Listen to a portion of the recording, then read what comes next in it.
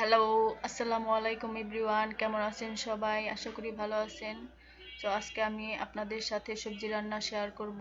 যা যা লাগবে: চিচিঙ্গা, পটল, গাজর, পেঁপে, মিষ্টি কুমড়া, বরবটি, আলু, 1 কাপ ডাল। এবার আমি সবজিগুলোকে ভালোভাবে কেটে নিব।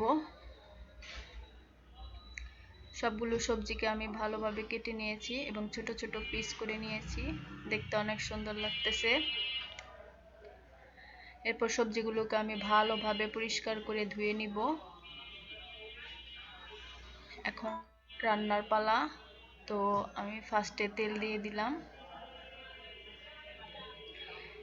এরপর দিয়ে দিলাম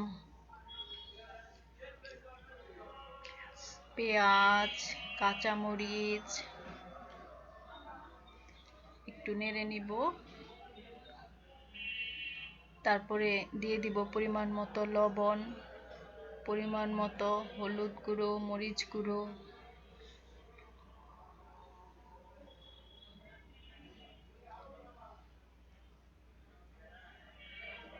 এরপর দিয়ে দিব ডাল।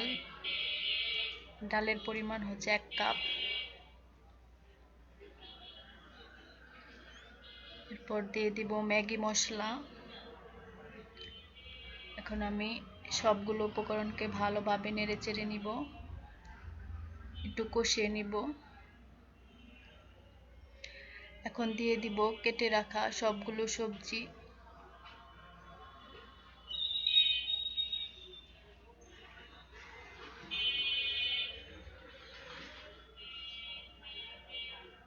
সবজিগুলোকে মশলা ডালের সাথে ভালোভাবে মিশিয়ে নিব, সময় নিয়ে কষিয়ে নিব।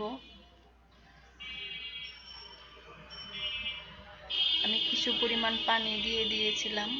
তো আমার সবজিটা প্রায় হয়ে গেছে,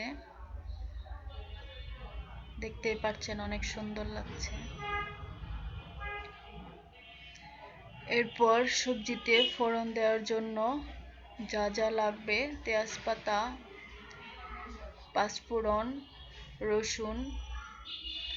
এখন আমি ফোড়ন দেওয়ার জন্য সবগুলোকে ভেজে নিব।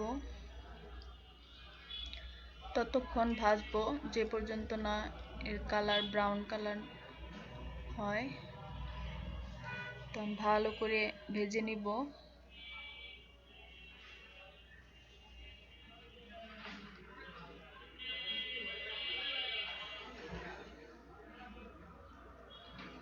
দেখতেই পাচ্ছেন